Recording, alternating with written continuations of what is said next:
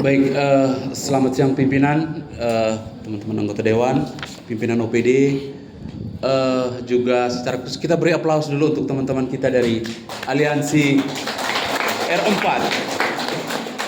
Saya yakin sekali bahwa forum hadir pada hari ini itu berkat adanya mereka.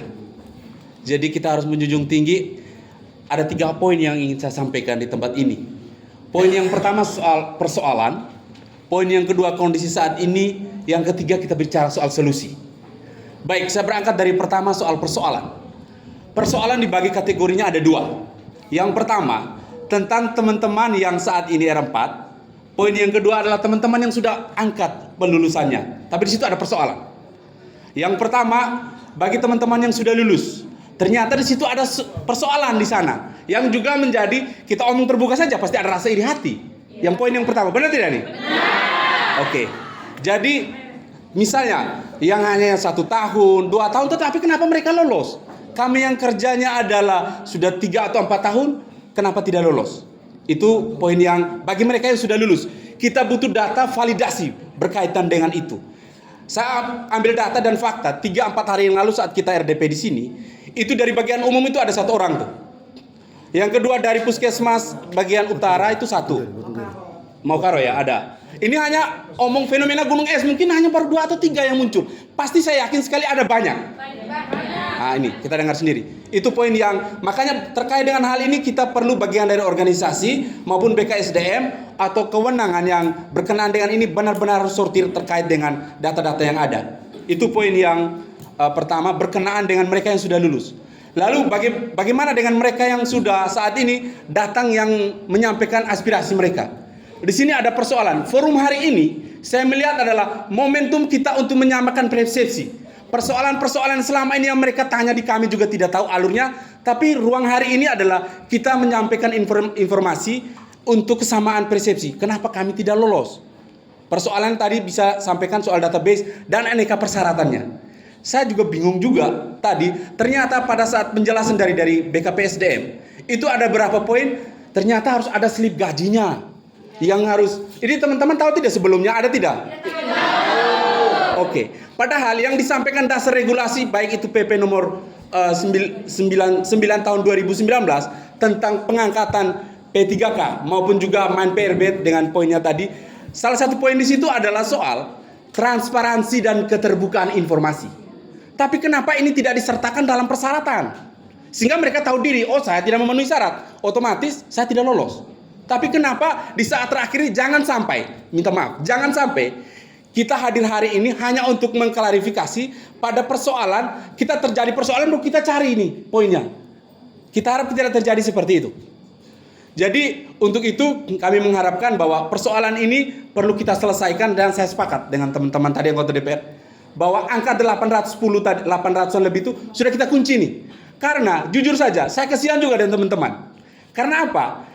Dari sharing pengalaman mereka yang sudah 19 tahun, 15 tahun dan ini kadang juga ada sanksi, ada sanksi juga kesian. Seolah-olah dianaktirikan mereka. Karena ASN itu rata, kamu ada SK tidak kamu nih. Jadi pekerjaan ternyata kalau dari pengalaman mereka bebannya 2 kali dari ASN. Ya. Jadi sangat kasihan juga dari mereka. Bebannya mereka kadang, tapi ketika giliran untuk gaji justru mereka yang dianaktirikan. Karena mereka kita mencari sumbernya dari mana nih. Ternyata beban kerja. Jangan sampai P3K muncul di depan prioritas saat mereka untuk kerjanya, pengambilan datanya, stunting, sorong ke mereka. Giliran gaji, mereka di belakang. Oke, itu ya. Itu yang menjadi poin yang perlu kita selesaikan di hari inilah, minimal beberapa rekomendasi. Nah untuk itu dari persoalan yang ada, saya kemudian memikirkan perlu ada juga lah penyampaian secara etika kepada teman-teman kita ASN yang ada di puskesmas dan yang lainnya. Supaya jangan sampai ada bahasa-bahasa yang celoteh yang ini sangat tidak manusiawi begitu. Gila-gila, kamu SK ada tidak? Kayak begitu. Jadi ini harus ada juga penyampaian secara etis kepada mereka, ke teman-teman ini. Sehingga jangan sampai mereka ada dapat sanksi sosial yang berkaitan dengan dasarnya SK, gaji dan lain-lain. Lalu yang berikut adalah berkenaan dengan kondisi kita saat ini. Agak bingung juga karena justru pengangkatan ASN kita bukan berdasarkan hasil analisis. Kalau dari persoalan yang tadi diberi kuota dulu nih 3.007, Setelah itu sudah lolosnya sekian, baru kasih database-nya ke orang organisasi. Baru disortir ini loh, pas tidak ini penempatan di mana. Seharusnya analisisnya lebih dahulu. Baru kemudian kuota yang kita perlukan untuk di ND itu berapa. Nah ini yang mungkin menjadi catatan untuk dari BKPSDM maupun juga dari bagian keorganisasian. Lalu yang berikutnya juga saya ingin menyoroti berkenaan dengan solusi yang kita tawarkan apa dengan mereka ini. Yang pertama, mungkin otomatis ya kita minta data tadi pasti kita perlu bayar. Solusinya gimana? Secara kelembagaan kita meminta bupati itu harus menghadap MAN PRB untuk menyampaikan dengan data yang ada ini berkaitan dengan kebijakan-kebijakan yang sifatnya lokal yang ada di kita saat ini. Yang kedua, masing-masing OPD, karena ininya saya harapkan jangan lempar tanggung jawab lah. Giliran BKPSDM tadi ada pemilahan nih. Ini yang non ASN, kami yang tangannya ASN saja. Yang non ASN tidak. Jangan sampai terjadi begitulah. Karena kita bicara pada hari ini adalah bicara solusi kepada mereka ini seperti apa. Karena kalau ngomong dari prosedur ini juga sudah amburadul. Apa yang disampaikan oleh Pak Armin maupun juga tadi oleh Pak Yani dan serentak dari teman-teman yang lain. Jadi saya sangat mengharapkan untuk OPD-OPD yang pasti saat merekrut yang teman-teman yang ada. Saya tadi ingin tanya juga nih, misalnya mereka yang tenaga sukarela di puskesmas sebut saja. Ketika mereka lamar dan sekian, anggaran mereka untuk biaya bulanan mereka ini sumbernya dari mana? Kan begitu kita tanyanya. Nah untuk itu setelah saya lihat data yang ada, justru dari 60-an sampai 70% itu adalah tenaga kesehatan. Untuk itu dari secara kelembagaan mohon izin pimpinan dan juga mungkin teman-teman yang ada di Banggar. Kalau boleh salah satu solusi selain tadi Bupati menghadap MAN PRB, yang kedua kita mendorong dari mungkin hasil efisiensi anggaran, kita dorong ke puskesmas anggarannya itu supaya mereka bisa digaji dari mungkin dari barang dan jasa, nomenklatur bisa disesuaikan. Nanti mungkin dari sekretaris dinas bisa menjelaskan terkait dengan mekanisme anggaran mereka. Karena kita berbicara solusi. Jangan sampai ketika ada momentum untuk pembukaan lagi P3K, saya yakin sekali mereka ini tidak lolos. Karena apa? Ada 3007 nih yang sudah masuk database. Berikutnya pasti mau buka lagi. Mereka prioritasnya orang yang sudah ada dalam database. Nah, tidak. Jadi itu. Jadi kita bicara hari ini adalah solusi untuk mereka itu seperti apa. Jadi kembali ke OPD, kita perlu sortir ke Dinas Perhubungan ada berapa nih? Misalnya 12 dan sekian. Sehingga mekanisme anggaran saat kita menetapkan mungkin solusinya adalah mendorong untuk penambahan di barang dan jasa dan sekian. Salah satu indikatornya langsung adalah berkaitan dengan larinya ke mereka.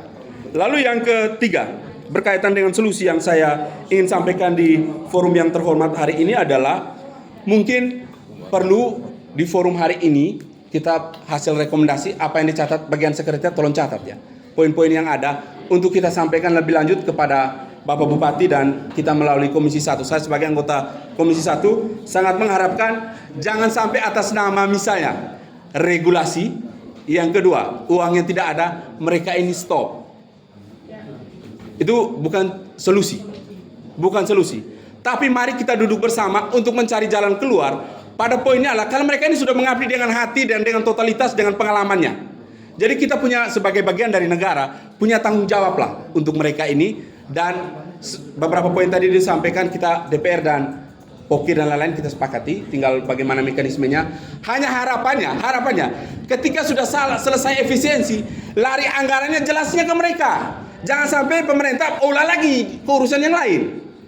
Sampai saat ini saja, dana DPR yang 10M yang hasil efisiensi, kami bingung peruntukannya untuk apa. Ini salah satu contoh yang tahun 2025. Nah bagaimana dengan 2026? Setelah saya sedikit bedah untuk SIPD tahun 2026, itu angka untuk belanja saja kita nih. Dari 1,2 triliun, 800 miliar itu habis untuk belanja gaji pegawai dan lain-lain.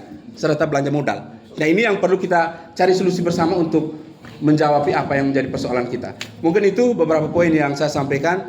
Sekali lagi terima kasih banyak, beri aplaus untuk teman-teman dari Aliansi R4. Sekian dan terima kasih.